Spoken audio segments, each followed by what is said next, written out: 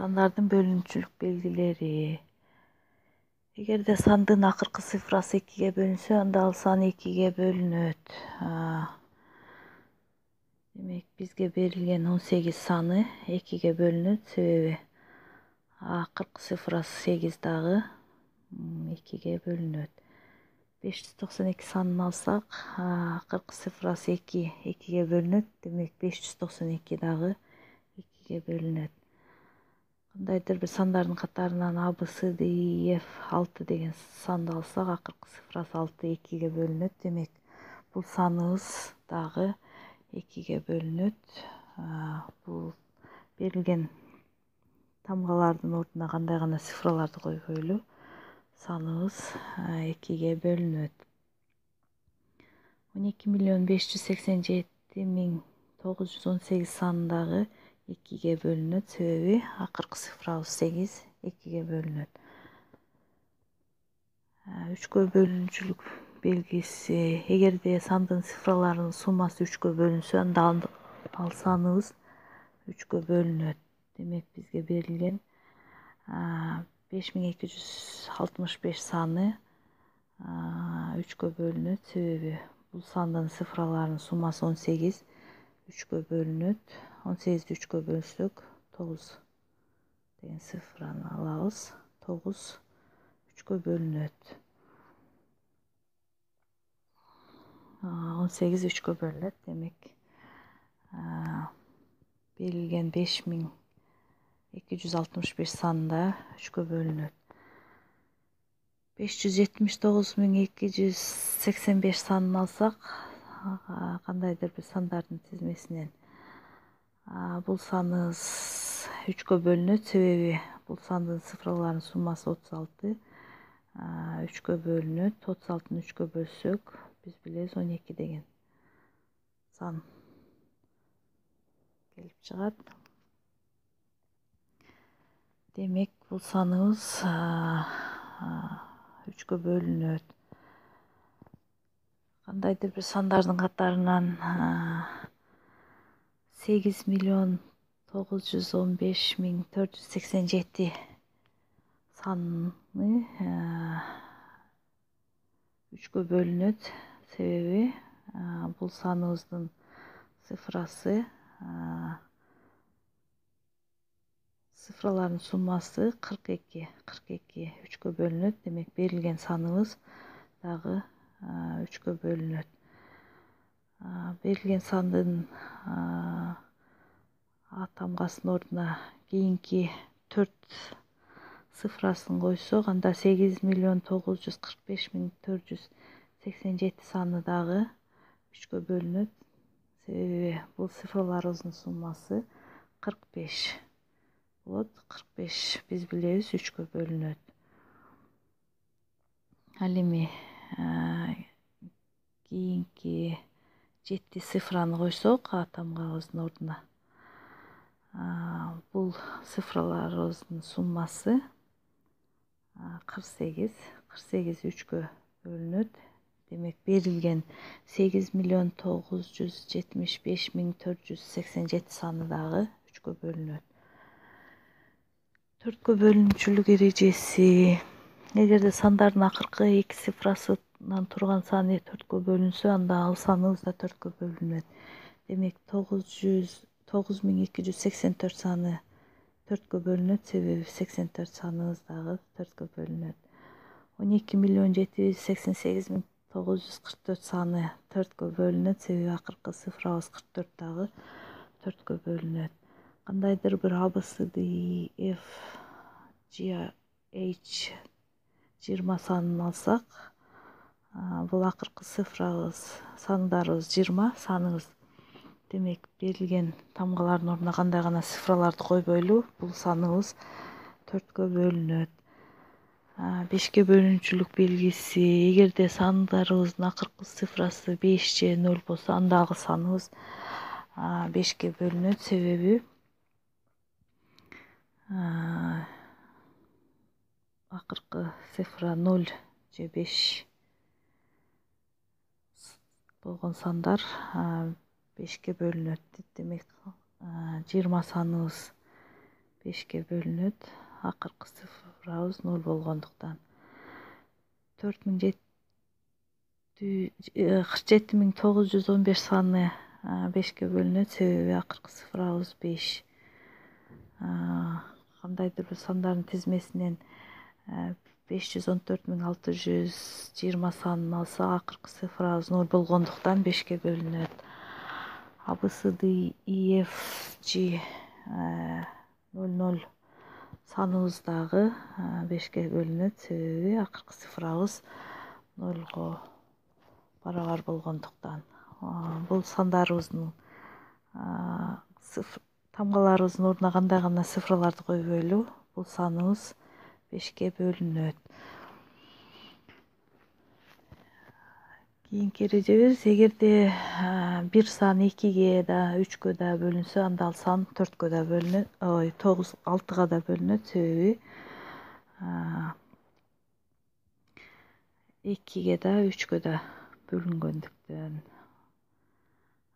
Кандайдыр бир сандардын тизмесинен 48 санын алсак, бул саныбыз 2'ге да 3'кө да так бөлүнөт. Демек 6'га да бөлүнөт. 9492 санын алсак, бул саныбыз 2'ге да 3'кө да бөлүнөт. Демек 6'га да бөлүнөт. Кандайдыр бир 121764 абыз 1'ге барабар болгондо 124764 же болсо 127764 санын алайлы. Бул сандарыбыз берилген 3'кө да 2'ге да бөлүнгөндүктөн, демек 6'га да бөлүнөт. 8'ге бөлүнүүчүлүк эрежеси, эгерде сандын акыркы 3 цифрасы 8'ге бөлүнгөн сан болсо, анда ал сан 8'ге бөлүнөт. Берилген 3656 саны 8'ге бөлүнөт. Себеби акыркы цифраларыбыз 656 саны 8'ге бөлүнөт. Демек 3656 саны дагы 8'ге бөлүнөт. 36216 саны 8'ге бөлүнөт.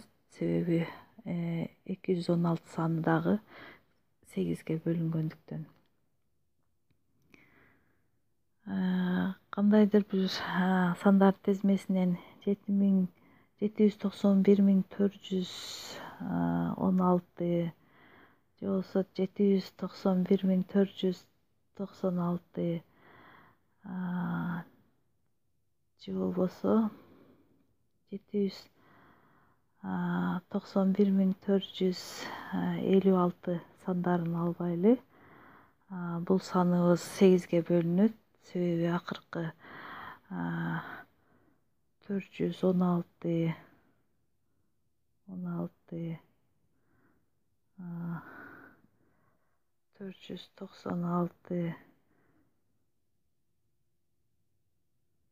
жана 456 сандарыбыз 8'ге бөлүнгөндүктөн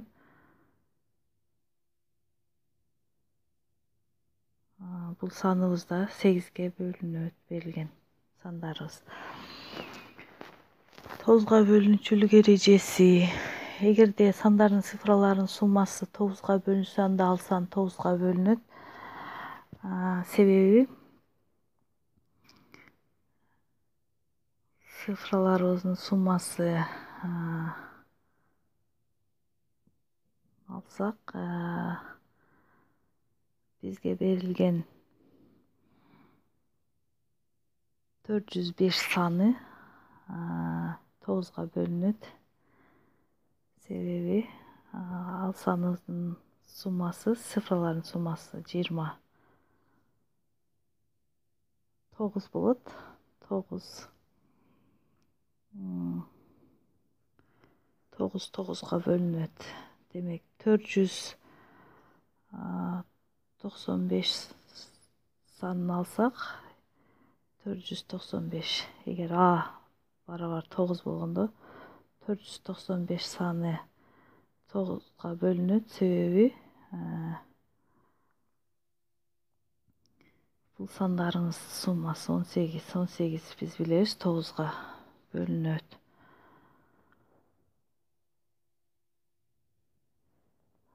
Кийинки саныбыз 5247 санын алсак, бул саныбыздын цифраларынын суммасы 18. 18 билебиз 9'a bölünөт.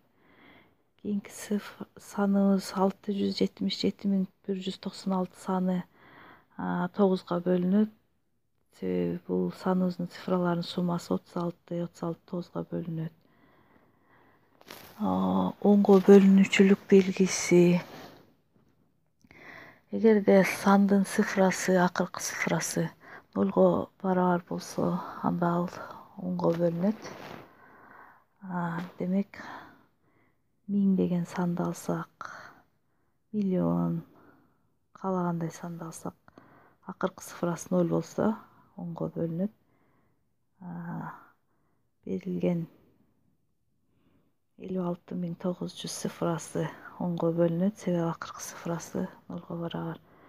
Демек сандардын тизмесинин A, B, C, D, E, F же акыркы цифрабыз 0 болсо, бул тамгалардын ордуна кандай гана цифраларды койбойлу, бул саныбыз онго бөлүнөт.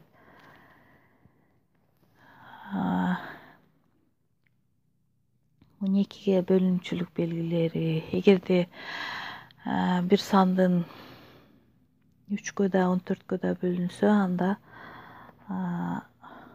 12'ге да бөлүнөт. Кандайдыр бир 888 саны алайлы. Бул саныбыз